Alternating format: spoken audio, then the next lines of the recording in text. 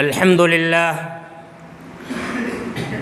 لله نحمده ونستعينه ونستغفره ونعوذ بالله من شرور أنفسنا ومن سيئات أعمالنا من يهده الله فلا مضل له ومن يضلل فلا هادي له وأشهد أن لا إله إلا الله وحده لا شريك له وأشهد أن محمدًا عبده ورسوله أما بعد فإن خير الحديث كتاب الله وخير الهدي هدي محمد صلى الله عليه وسلم وشر الأمور محدثاتها وكل محدثة بدعة وكل بدعة ضلالة وكل ضلالة في النار اعوذ باللہ من الشیطان الرجیم بسم اللہ الرحمن الرحیم یا ایہا الذین آمنوا کتب علیکم الصیام کما کتب علی الذین من قبلکم لعلکم تتقون۔ معزز اسلامی و دینی بھائیوں، رمضان المبارک کے مہینے کا آغاز ہو چکا ہے۔ آج پہلا روزہ ہے اور یہ رمضان زندہ لوگوں کے لیے باعث رحمت ہے، اور اس دنیا میں رہ کر زندہ رہ کر اللہ رب العالمین سے زیادہ اجر و ثواب حاصل کرنے کا فصل بہار ہے۔ تو آئیے ہم قرآن و سنت کی روشنی میں یہ جانتے چلیں کہ رمضان المبارک کا مہینہ ہمیں کیا پیغام دیتا ہے اور اس مہینے سے ہمیں کیسے فائدہ اٹھانا چاہیے اور کس انداز سے ہمیں یہ مہینہ گزارنا چاہیے۔ آیت کریمہ ہم نے آپ کے سامنے تلاوت کی۔ یہ آیت رمضان کے تعلق سے ایک مرکزی حیثیت رکھتی ہے، ایک اہم آیت ہے۔ اللہ رب العالمین فرماتا ہے یا ایھا الذین آمنوا کتب علیکم الصیام، اے ایمان والو روزہ تم پر فرض کیا گیا ہے، کما کتب علی الذین من قبلکم، جیسا کہ تم سے پہلے لوگوں پر فرض کیا گیا۔ اللہ نے مقصد بیان کرتے ہوئے فرمایا کہ لعلکم تتقون، تاکہ تم پرہیزگار بن جاؤ، متقی بن جاؤ، تمہارے اندر اللہ رب العالمین کا ڈر پیدا ہو جائے، اللہ رب العالمین کا خوف پیدا ہو جائے۔ تو اس آیت پر جب ہم غور کرتے ہیں، جیسا کہ پچھلے خطبے میں بھی اس کی قدر وضاحت آپ کے سامنے ہو چکی ہے، تو اس آیت پر جب ہم مزید غور کرتے ہیں تو پتہ چلتا ہے کہ اللہ رب العالمین نے اس آیت کا آغاز جو کیا ہے وہ ایمان والوں کو مخاطب کر کے کیا ہے۔ اللہ رب العالمین نے بیان فرمایا کہ اے ایمان والو روزے تم پر فرض کیے گئے ہیں، اور ہم جانتے ہیں کہ ایمان کا اصل تعلق یہ انسان کے دل سے ہوتا ہے۔ انسان مومن ہے یا نہیں، یہ اس کا اصل تعلق انسان کے دل سے ہوتا ہے۔ مسلمان تو ہم کسی کو کہہ سکتے ہیں ظاہری اعمال کو دیکھ کر، لیکن ایمان کا جو اصل معاملہ ہوتا ہے وہ انسان کے دل سے ہوتا ہے۔ دل ہی اس کا بتا سکتا ہے، یا اللہ رب العالمین ہی جان سکتا ہے کہ ایمان اس کے دل میں رچا بسا ہے یا نہیں ہے۔ آخر میں اللہ رب العالمین نے اس آیت میں تقوی کا ذکر کیا کہ روزہ فرض اس لیے کیا گیا ہے لعلکم تتقون، تاکہ تم متقی بن جاؤ، پرہیزگار بن جاؤ۔ تقوی کا ذکر کیا ہے، اور تقوی کا تعلق بھی آپ دیکھیے انسان کے دل سے ہے۔ جیسا کہ اللہ کے رسول صلی اللہ علیہ وسلم نے ایک حدیث میں بیان فرمایا کہ التقوی ہاہنا، اصل تقوی یہاں پر ہوتا ہے، یعنی انسان کے دل میں ہوتا ہے۔ اور اللہ کے نبی صلی اللہ علیہ وسلم نے 3 مرتبہ یہ بات کہی، اور تینوں مرتبہ اللہ کے نبی صلی اللہ علیہ وسلم نے اشار الی صدری، اپنے سینے کی طرف آپ نے اشارہ کیا کہ تقوی اصل انسان کے دل میں ہوتا ہے، پرہیزگاری اصل انسان کے دل میں ہوتی ہے۔ تو آپ دیکھیے آغاز جو کیا اللہ نے ایمان سے کیا، ایمان کا اصل تعلق دل سے ہے۔ اختتام جو کیا آیت کو ختم جو اللہ رب العالمین نے کیا تو تقوی سے کیا، اور تقوی کا تعلق بھی دل سے ہے جو روزے کا مقصد ہے۔ اور بیچ میں ان دونوں کے بیچ میں اللہ رب العالمین نے روزے کی فرضیت کا ذکر کیا، اور جس کا تعلق بھی اصلاً دل سے ہے۔ ظاہری عبادتیں باقی ہیں جن کو ہم انجام دیتے ہیں کہ انسان جب نماز پڑھتا ہے تو لوگوں کی نظروں میں آ جاتا ہے کہ مسجد جا رہا ہے یا نماز پڑھ رہا ہے کہیں بھی تو فلاں شخص نمازی ہے، تو لوگ جان جاتے ہیں۔ صدقہ انسان لاکھ چھپا کر دے، بہت چھپا کر دے، لیکن جس کو دیا ہے وہ جان جاتا ہے کہ فلاں نے ہم کو صدقہ دیا ہے۔ لیکن روزے کا جو معاملہ ہوتا ہے وہ خالص بندے کے درمیان اور اس کے اللہ کے درمیان ہوتا ہے۔ اسی لیے اللہ کے نبی صلی اللہ علیہ وسلم نے فرمایا کہ اللہ رب العالمین فرماتا ہے کہ الصوم لی، کہ روزہ یہ خالص میرے لیے ہے، وانا اجزی بہ، اور روزے کا بدلہ میں بندے کو عطا فرماؤں گا، کیونکہ بندہ میری وجہ سے کھانا پینا چھوڑتا ہے، محض میری وجہ سے۔ اس میں لوگ بھی نہیں دیکھ پاتے ہیں، چپکے سے کھانے میں لوگ نہیں دیکھ پائیں گے، لیکن محض وہ اللہ رب العالمین کے خوف سے بچا رہتا ہے کہ کچھ نہیں کھاتا پیتا ہے، وضو میں کلی کرتا ہے، منہ تک پانی لے جاتا ہے، لیکن اندر لے جانے کی اس کے اندر جرأت نہیں ہے۔ یہ اللہ رب العالمین کا تقوی اور اللہ رب العالمین کی پرہیزگاری اسے روکتی ہے۔ تو روزے کا تعلق بھی اصلاً دل سے ہے، تو ایمان کا تعلق دل سے، تقوی کا تعلق دل سے، اور روزے کا تعلق بھی دل سے ہے۔ تو اس لیے یہ اہم عبادت ہے، بہت ہی اہم عبادت ہے، جس کا اجر، جس کا ثواب اللہ رب العالمین خود عطا فرمائے گا۔ اب آپ دیکھیں روزے کا جو اصل مقصد ہے وہ انسان کو متقی بنانا ہے، انسان کو پرہیزگار بنانا ہے، اللہ رب العالمین کا خوف انسان کے اندر پیدا کرنا ہے۔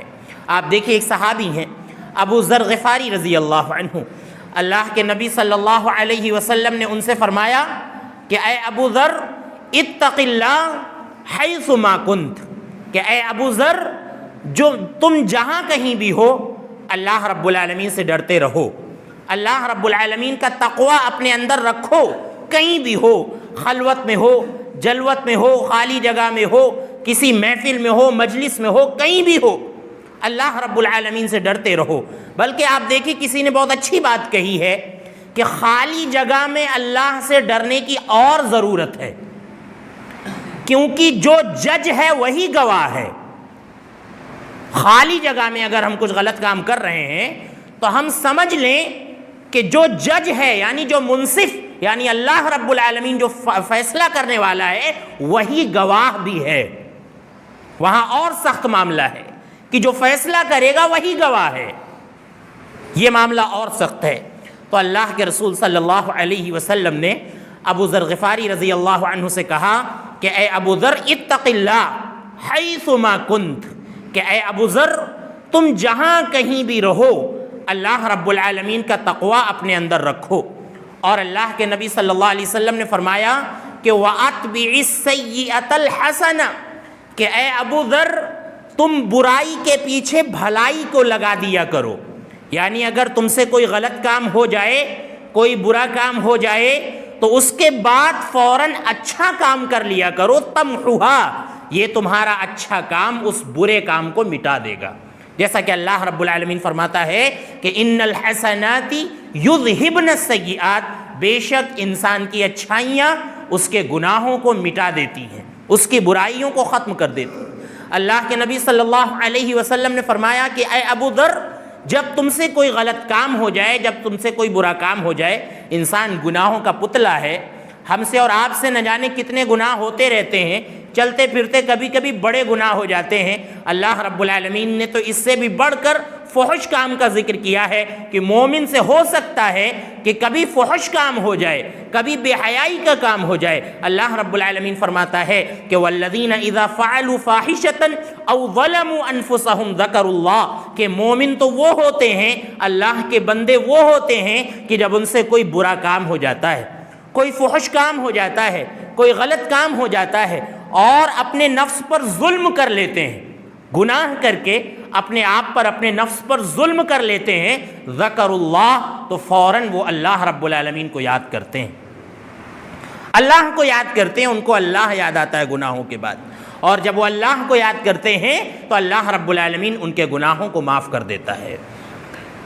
اللہ کے نبی صلی اللہ علیہ وسلم نے فرمایا کہ اے ابو ذر، جب تم سے کبھی برائی ہو جائے تو اس کے پیچھے بھلائی کو لگا دیا کرو، تمحوہا، یہ بھلائی اس برائی کو مٹا دے گی۔ اور اللہ کے نبی نے فرمایا اے ابو ذر، وخالق الناس بخلق حسن، لوگوں کے ساتھ اچھا سلوک کرو، اچھا معاملہ کرو، اچھائی سے لوگوں کے ساتھ پیش آؤ، اللہ کے نبی صلی اللہ علیہ وسلم نے فرمایا۔ تو آپ دیکھیے تقوی کے ضمن میں اللہ کے رسول صلی اللہ علیہ وسلم نے 3 باتوں کا ذکر کر دیا، اور تینوں باتیں رمضان المبارک میں ہم انجام دیتے ہیں، اور اگر نہیں دیتے ہیں تو ہمیں انجام دینا چاہیے۔ سب سے پہلی ایک چیز کہ اللہ رب العالمین کا ڈر، اللہ رب العالمین کا خوف ہم رمضان المبارک کے اندر عام دنوں سے زیادہ اپنے اندر پیدا کریں، اور اتنا پیدا کر لیں، اتنا اللہ کا تقوی، اتنی پرہیزگاری پیدا کر لیں کہ 11 مہینوں میں وہ پرہیزگاری نظر آئے۔ یہ رمضان المبارک کا اصل مقصد ہے، یہ رمضان المبارک کا اصل مقصد ہے۔ دوسرے یہ کہ ہم زیادہ سے زیادہ نیکیاں کریں، بھلائی کریں، رمضان المبارک میں زیادہ سے زیادہ سخاوت کریں۔ اس حدیث سے ہمیں یہ پیغام ملا، جیسا کہ اللہ کے نبی صلی اللہ علیہ وسلم کے بارے میں آتا ہے کہ اللہ کے رسول صلی اللہ علیہ وسلم کے پاس جب جبریل علیہ السلام قرآن کریم پڑھانے کے لیے آیا کرتے تھے، قرآن کریم کا ورد کرایا کرتے تھے رمضان المبارک میں، تو اللہ کے نبی صلی اللہ علیہ وسلم تیز ہوا سے بھی زیادہ سخی ہو جاتے تھے، خوب نفع بخش ہو جاتے تھے لوگوں کے ساتھ، خوب بھلائیاں کرتے تھے، خوب سخاوت اللہ کے نبی صلی اللہ علیہ وسلم کرتے تھے، لوگوں کو خوب دیتے تھے، خوب عطا کرتے تھے۔ اور تیسری بات آپ دیکھیں، وَخَالِقِ النَّاسَ بِخُلُقٍ حَسَنٍ، اور لوگوں کے ساتھ اچھا سلوک کیا جائے، اچھا برتاؤ کیا جائے۔ رمضان المبارک میں ہمیں یہ کام بھی انجام دینا چاہیے جس کا ذکر اللہ کے رسول صلی اللہ علیہ وسلم نے یہاں پر کیا ہے۔ آپ دیکھیے رمضان المبارک کے اندر 2 اہم کام ہم انجام دیتے ہیں، اور رمضان المبارک کا مہینہ ہم جانتے ہیں کہ یہ برکت والا مہینہ ہے۔ اس میں ایک تو سحری ہم کھاتے ہیں طلوع فجر سے پہلے، اور اس کے بعد جب سورج غروب ہوتا ہے تو ہم افطار کرتے ہیں۔ آپ دیکھیے خیر و برکت کا ذکر ہم ایک ساتھ کرتے ہیں، خیر و برکت کا ذکر ہم ایک ساتھ کرتے ہیں۔ اللہ رب العالمین نے ان دونوں کھانوں کے اندر خیر عطا فرما دیا ہے اور برکت عطا فرما دیا ہے۔ آپ دیکھیں کھانا ہمارے روزے کا یہ امتیاز ہے۔ اللہ رب العالمین نے یہ نہیں کہا کہ تم کو کھانا ہی نہیں ہے، بلکہ اللہ رب العالمین نے یہ کہا کہ صبح کے وقت ذرا تم ناشتہ کرتے ہو اٹھنے کے بعد، وہ ناشتہ صبح نہ کر کے طلوع فجر سے پہلے کر لو، طلوع فجر سے پہلے کر لو، اللہ رب العالمین یہ کہتا ہے۔ اور اس میں بھی آپ دیکھیے اللہ کے رسول صلی اللہ علیہ وسلم نے فرمایا تسحروا فإن فی السحور برکہ، سحری کھایا کرو، اس لیے کہ سحری کے اندر اللہ رب العالمین نے برکت رکھی ہے، بڑی برکت ہے اس کھانے میں۔ برکت صرف اسی معنی میں نہیں ہے کہ ہم اس وقت کھا لیں گے تو روزہ رکھنے میں قوت ملے گی، یہ چیز تو اس کے اندر آ ہی جاتی ہے، باقی اللہ رب العالمین پورے دن ہمیں برکت عطا فرمائے گا، کیونکہ صبح کے وقت جب ہم اٹھتے ہیں تو اللہ رب العالمین کا نام لیتے ہیں اور روزے کی نیت کرتے ہیں، اور اللہ رب العالمین کا روزہ رکھنے کے لیے جب ہم کچھ کھاتے ہیں، کچھ پیتے ہیں، تو اللہ رب العالمین پورے دن اور پورے مہینے کی برکت اس میں عطا فرما دیتا ہے۔ آپ دیکھیں ہم کھا رہے ہیں تو اللہ رب العالمین اس میں ہمیں برکت عطا فرما رہا ہے۔ اس کے بعد افطار ہم کرتے ہیں، غروب ہونے کے بعد، سورج غروب ہونے کے بعد ہم افطار کرتے ہیں۔ اللہ کے نبی صلی اللہ علیہ وسلم نے فرمایا، متفق علیہ روایت ہے، لا یزال الناس بخیر ما عجل الفطر، کہ لوگ برابر بھلائی میں رہیں گے جب تک افطار کرنے میں جلدی کریں گے، جب تک افطار کرنے میں جلدی کریں گے۔ آپ دیکھیے خیریت، بھلائی، افطار جلدی کرنے میں کیا راز ہے، اس میں کیا راز ہے اس میں؟ آپ دیکھیے یہودی بھی روزہ رکھا کرتے تھے، اور یہودیوں کا معاملہ یہ تھا کہ وہ افطار کرنے میں بڑی تاخیر کرتے تھے، یہاں تک کہ تارے نظر آنے لگتے تھے، اور وہ یہ دکھانا چاہتے تھے کہ اے اللہ دیکھ، تو نے 12 گھنٹے بھوکا رہنے کے لیے کہا تھا، ہمارے اندر اتنا پاور اور اتنا اسٹیمنا ہے کہ ہم 24 گھنٹے بھوکے رہ سکتے ہیں۔ اللہ رب العالمین کو یہی چیز ناپسند ہے۔ اللہ رب العالمین نے جتنے دیر بھوکا رہنے کے لیے کہا ہے اتنی دیر آپ کو بھوکا رہنا ہے، اور جیسے ہی اللہ نے کھانے کے لیے کہا ہے فوراً کھا لو، فوراً کھا لو، اس میں خیر ہے۔ اور اگر تم اللہ سے آگے بڑھنا چاہو گے، اللہ کے وقت سے آگے بڑھنا چاہو گے، تو خیریت ختم ہو جائے گی۔ آپ دیکھیں 5 منٹ ہم دیر کر لیں، 10 منٹ دیر کر لیں، روزے کا وقت بڑھ رہا ہے، ثواب ملنا چاہیے، جیسا کہ لوگ کرتے ہیں، بہت سے لوگ کرتے ہیں 5 منٹ 3 منٹ 7 منٹ دیر سے افطار کر رہے ہیں، اور سمجھ رہے ہیں کہ ہم بہت اچھا کر رہے ہیں، بہت احتیاط سے کام کر رہے ہیں۔ یہ احتیاط نہیں ہے، یہ آپ سمجھ لیں، اس کی باریکی میں جائیں کہ اللہ کے نبی صلی اللہ علیہ وسلم نے یہ کیوں بیان فرمایا کہ لوگ ہمیشہ بھلائی میں رہیں گے جب تک افطار میں جلدی کرتے رہیں گے۔ اسی لیے بھلائی میں رہیں گے کیونکہ اس میں اللہ رب العالمین کی اطاعت ہے۔ فرما برداری سے کہتے ہیں کہ اللہ کہے بھوکا رہو تو تم بھوکے رہو، اللہ کہے کہ کھا لو فوراً تو فوراً کھا لیا جائے، اس میں بھلائی ہے۔ اطاعت اسے کہتے ہیں۔ جیسے اللہ کے نبی صلی اللہ علیہ وسلم ایک مرتبہ خطبہ دے رہے تھے، خطبے کے دوران اللہ کے نبی صلی اللہ علیہ وسلم کی زبان سے ایک بات نکلی، اجلس، خطبے ہی میں آپ نے کوئی بات کہی۔ ایک صحابی آ رہے تھے، مسجد کے دروازے سے داخل ہو رہے تھے، ان کے کان میں آواز گئی کہ اللہ کے نبی نے اجلس کہا، یعنی اجلس مطلب بیٹھ جاؤ۔ صحابی وہیں دروازے پر بیٹھ گئے، انہوں نے سوچا کہ ہو سکتا ہے کہ اللہ کے نبی صلی اللہ علیہ وسلم نے بیٹھنے کے لیے مجھ سے کہا ہو، اگر ہم آگے بڑھتے ہیں تو اللہ کے نبی صلی اللہ علیہ وسلم کی خلاف ورزی ہو جائے گی، لہذا یہیں پر بیٹھ جاؤ۔ یہ اطاعت ہے کہ جب اللہ کہے بیٹھ جاؤ تو بیٹھ جاؤ، جب اللہ کہے کھڑے ہو جاؤ تو کھڑے ہو جاؤ، جب اللہ کہے بھوکے رہو تو بھوکے رہو، اور جب اللہ کہے کہ کھا لو تو کھا لو، اس میں بھلائی ہے۔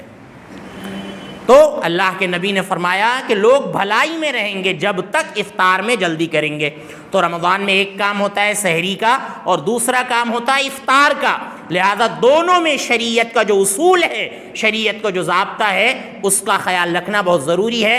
آج ہم اختلافات کرتے ہیں، لڑتے ہیں افطار کے تعلق سے کہ فلاں مسجد میں اتنے منٹ پہلے، فلاں مسجد میں اتنے منٹ بعد یہ ہو رہا ہے، یہاں اب افطار ہو رہا ہے، یہاں اب افطار ہو رہا ہے۔ کوئی لڑنے کی ضرورت نہیں ہے، یہ اللہ رب العالمین کے ضابطے کے مطابق ہم افطار کرتے ہیں، اور اللہ کا ضابطہ یہ ہے کہ جب سورج ڈوبے افطار کر لو۔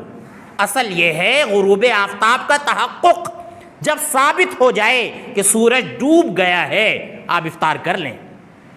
اب اس میں احتیاط کی ضرورت نہیں ہے کہ بہت احتیاط کیا جائے، 5-7 منٹ رکا جائے، 2-3 منٹ رکا جائے۔ یہ حدیث کو آپ سمجھیں کہ اللہ کے نبی صلی اللہ علیہ وسلم نے فرمایا کہ لوگ برابر بھلائی میں رہیں گے جب تک وہ افطار میں جلدی کریں گے۔ تو آپ دیکھیے خیر اور برکت اللہ رب العالمین نے دونوں کو رمضان المبارک میں جمع کر دیا ہے، اور دونوں کا تعلق کھانے سے ہے۔ کھانے کے وقت اللہ رب العالمین نے دونوں چیزوں کو جمع کر دیا ہے، لہذا خیر و برکت بھی آپ دیکھیے رمضان المبارک میں جمع ہو جاتی ہیں، تو ان کا بھی ہم خیال کریں۔ اب سحری کھانے میں سستی ہوتی ہے، بہت سے لوگ نہیں اٹھنا چاہتے ہیں، روزہ رکھتے ہیں لیکن سحری میں ذرا سستی رہتی ہے، کاہلی رہتی ہے، لوگ نہیں اٹھنا چاہتے ہیں، تو میری ان سے گزارش ہے کہ وہ اس حدیث کو سامنے رکھیں۔ دل نہیں چاہ رہا ہے لیکن زبردستی اٹھیں اور کھائیں، کیونکہ اللہ کے نبی صلی اللہ علیہ وسلم نے اس میں برکت رکھی ہے، برکت رکھی ہے۔ اپنے آپ کو اٹھائیں، ضبط کریں اور سحری ضرور کھائیں۔ روزہ رکھنے والے لوگ سحری ضرور کھائیں، اللہ رب العالمین اس میں برکت عطا فرمائے گا۔ اور اسی طرح سے آپ دیکھیے افطار بھی جو ہے وقت پر کریں، اس میں اللہ رب العالمین نے اس میں بھی برکت رکھی ہے۔ تو ان دونوں چیزوں کا ہم خاص خیال کریں رمضان المبارک میں۔ اسی طرح سے آپ دیکھیے آیت کریمہ میں آگے اللہ رب العالمین نے بیان فرمایا کہ شہر رمضان الذی انزل فیہ القرآن ھدی للناس وبینات من الھدی والفرقان، کہ رمضان المبارک کا مہینہ بابرکت کیوں ہے، یہ مہینہ مبارک کیوں ہے؟ اللہ رب العالمین نے اس کی وجہ بیان فرمائی کہ یہ مہینہ مبارک اس وجہ سے ہے کہ اس مہینے میں اللہ رب العالمین نے قرآن کریم نازل فرمایا ہے، اس وجہ سے یہ مہینہ بابرکت ہے۔ آپ دیکھیے قرآن کریم کے نزول کی وجہ سے یہ مہینہ بابرکت ہو گیا، اور اگر ہم اپنے آپ کو قرآن سے وابستہ کر لیں تو سوچیے کہ ہماری زندگی میں کتنی برکت اللہ عطا فرما دے گا، بڑی برکت اللہ رب العالمین ہمیں عطا فرمائے گا۔ اگر ہم اپنے آپ کو قرآن کریم سے جوڑ لیں تو یہ مہینہ تلاوت قرآن کا مہینہ ہے، زیادہ سے زیادہ قرآن کریم کی تلاوت کریں، جیسا کہ اللہ رب العالمین فرماتا ہے اُتْلُ مَا أُوحِيَ إِلَيْكَ مِنَ الْكِتَابِ وَأَقِمِ الصَّلَاةَ، کہ اے نبی صلی اللہ علیہ وسلم جو کتاب آپ کی طرف اتاری گئی ہے، وحی کی گئی ہے، آپ اس کی تلاوت کریں اور نماز قائم کریں۔ تو یہ مہینہ تلاوت قرآن کا مہینہ ہے، اور یہ مہینہ سماعت قرآن کا مہینہ ہے، یعنی قرآن کریم سننے کا مہینہ ہے، قرآن کریم سننے کا مہینہ ہے۔ سننا بھی ثواب ہے، اگر ہم قیام اللیل میں امام کی قرأت کو ہم سن رہے ہیں تو اللہ رب العالمین ہمیں اس میں بھی ثواب عطا فرمائے گا۔ لہذا ہم قرآن کریم سنتے ہیں، لیکن سننے کے تعلق سے ہم ایک ضابطہ بنائیں میرے بھائیوں، بڑی لاپرواہی ہو رہی ہے ہمارے ہاں قرآن کریم سننے کے تعلق سے۔ ہم قرآن کریم کو ایک بوجھ سمجھتے ہیں، اس کے بوجھ کو ہم 5-6 دن میں اتارنا چاہتے ہیں۔ ہر کوئی اس فکر میں ہے کہ جلدی سے ہم قرآن کریم 5-6 دن میں سن لیں اور اس کے بعد ہم گھر بیٹھ جائیں، یا ہم پھر اتنی پابندی نہ کریں قیام اللیل کی تراویح کی۔ یہ فکر آپ چھوڑ دیں، یہ فکر آپ چھوڑ دیں۔ قیام اللیل جو کہتے ہیں وہ رکعات کو کہتے ہیں، ہم سب سمجھ لیں۔ قرآن آپ سن رہے ہیں تو بہت بہتر ہے، لیکن قیام اللیل اور تراویح جو کہتے ہیں وہ 30 اور 29 دن جو آپ رکعتیں پڑھتے ہیں اس کا نام قیام اللیل ہے، اور اس میں آپ قرآن میں جو بھی پڑھیں آپ وہ قیام اللیل ہے۔ اور جہاں تک قرآن کریم مکمل کرنے کا معاملہ ہے تو آپ قرآن کریم پورا سنیں، بہت اچھی بات ہے۔ ہم یہ بھی نہیں کہتے کہ آپ 5 دن میں نہ سنیں، 5 دن میں بھی آپ قرآن کریم سنیں، لیکن آپ سمجھ لیں اگر آپ ایک دن میں 5 پارے یا 6 پارے آپ سن رہے ہیں تو ایک جو متوسط مقدار ہوتی ہے وہ یہ کہ آدھے گھنٹے میں کم سے کم 1 پارہ پڑھا جاتا ہے۔ اگر ٹھیک سے آپ سن رہے ہیں تو کم از کم آدھا پارہ، 1 پارے میں آدھا گھنٹہ لگنا چاہیے۔ اب کوئی اگر 5 پارے سن رہا ہے تو 2.5 گھنٹے صرف قرآن میں لگنا چاہیے، اس کے بعد رکعات اور رکوع و سجود کا وقت اس کے علاوہ ہونا چاہیے۔ ہم کم سے کم بتا رہے ہیں، ورنہ 1-1 گھنٹے میں 1.5 گھنٹے میں 1-1 پارہ سنا جا رہا ہے، 1-1 پارہ 1.5 گھنٹے میں 1-1 گھنٹے میں سنا جا رہا ہے، ورنہ کم از کم آدھا گھنٹہ تو دینا ہی چاہیے۔ یہاں معاملہ یہ ہے کہ 1.25 گھنٹے میں اور 1.5 گھنٹے میں اور 1.25 گھنٹے میں 5-5 6-6 پارے سن لیے جا رہے ہیں۔ میرے بھائیوں، اس رواج کو آپ ختم کریں، یہ کوئی اچھی بات نہیں ہے۔ قرآن کریم کے الفاظ سمجھ میں آنے چاہیے۔ یہ حق تلفی ہو رہی ہے قرآن کریم کے ساتھ۔ ہم یہ کہہ رہے ہیں کہ اگر پڑھا لکھا ایک عربی اگر یہاں کے امام کے پیچھے اور اس امام کے پیچھے جو بالکل رٹو طوطے کی طرح قرآن کریم پڑھتا ہے، ایک آیت سننا پسند نہیں کریں گے، ایک آیت سننا نہیں پسند کریں گے۔ جس طرح سے ہم اور آپ قرآن کریم سن رہے ہیں 5 اور 6 دن میں سنیں، بالکل آپ 3 دن میں سنیں، ایک دن میں 10 پارے پڑھے جائیں، لیکن 10 پارے پڑھنے کے لیے قرآن کریم کو صرف 5 گھنٹے آپ دیں، اور اس کے بعد رکوع اور سجدے کا وقت اس کے علاوہ، تب آپ سنیں، 10 پارے سنیں۔ 3 دن میں قرآن کریم آپ مکمل کر سکتے ہیں، بالکل سنیں، لیکن ثواب کی نیت ہو، احتساب ہو، مکمل ایمان کے ساتھ آپ قرآن کریم سنیں۔ لہذا اس بات پر آپ دھیان دیں، بہت زیادہ ضروری ہے۔ میں بیان کر چکا ہوں کہ علماء کو سخت انداز میں اس کی تردید کرنے کی ضرورت ہے، اس انداز سے جو لوگ قرآن کریم کی حق تلفی کر رہے ہیں۔ تو یہ مہینہ تلاوت قرآن کا مہینہ ہے، یہ مہینہ قرآن کریم سننے کا مہینہ ہے، اور اسی طرح سے یہ مہینہ آپ دیکھیے تدبر قرآن کا مہینہ ہے۔ قرآن کریم کے اندر غور و فکر کرنے کا مہینہ ہے۔ قرآن کریم سے پڑھا نہ جائے، قرآن کریم سے سنا نہ جائے، بلکہ قرآن کریم کو سمجھا جائے اور دیکھا جائے کہ اللہ رب العالمین اس کے اندر بیان کیا کر رہا ہے۔ یہ جو ہم نے قیام اللیل میں قرآن کریم سنا ہے یا پڑھا ہے، اللہ نے اس میں بیان کیا کیا ہے۔ اسی لیے آپ دیکھیے بہت سی مساجد میں اور خاص طور سے وہ مسجدیں جس مسجد میں آپ بیٹھے ہوئے ہیں، اس طرح کی جو مساجد ہیں، ان مساجد میں باضابطہ تراویح کے علاوہ ایک وقت مقرر کیا گیا ہے دن میں کہ جس میں اس پارے کا خلاصہ بیان کیا جاتا ہے۔ جو پارہ پڑھا جاتا ہے اس کا خلاصہ بیان کیا جاتا ہے کہ اللہ رب العالمین نے اس کے اندر بیان کیا کیا ہے، اور اس کی آج مسلمانوں کو زیادہ ضرورت ہے، تدبر کی زیادہ ضرورت ہے۔ اللہ کہتا ہے افلا یتدبرون القرآن، کہ کیا لوگ قرآن کریم میں تدبر نہیں کرتے، غور و فکر نہیں کرتے؟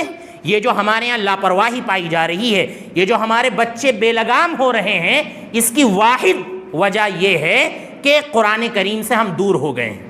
اگر قرآن کریم کے اندر ہم تدبر کریں، غور و فکر کریں، تو جو موٹی موٹی باتیں ہیں اگر ہم وہی جان لیں، بہت گہرائی میں آپ نہ جائیں، تو یقیناً ہماری زندگی کی اصلاح ہو جائے گی، ہمارے ہاں سدھار پیدا ہو جائے گا۔ لیکن مسئلہ یہ ہے کہ ہم قرآن کریم پڑھتے ہیں، سنتے ہیں، لیکن تدبر، غور و فکر اس میں نہیں کرتے ہیں، اور غور و فکر نہ کرنے کی وجہ سے ہم جو ہے گمراہ ہو رہے ہیں، ہم ادھر ادھر بھٹک رہے ہیں، اور نہ ہمارے یہاں نماز کی اہمیت ہے، نہ صدقات کی اہمیت ہے، نہ ایمان کی اہمیت ہے۔ اللہ رب العالمین بیان فرماتا ہے کہ شہر رمضان الذی انزل فیہ القرآن ھدی للناس، اس قرآن کے اندر لوگوں کے لیے ہدایت ہے، اور ظاہر سی بات ہے ہدایت صرف سننے سے نہیں ملے گی، اور ہدایت صرف پڑھنے سے نہیں ملے گی، بلکہ جب تک ہم سمجھیں گے نہیں تب تک ہمیں ہدایت نہیں ملے گی۔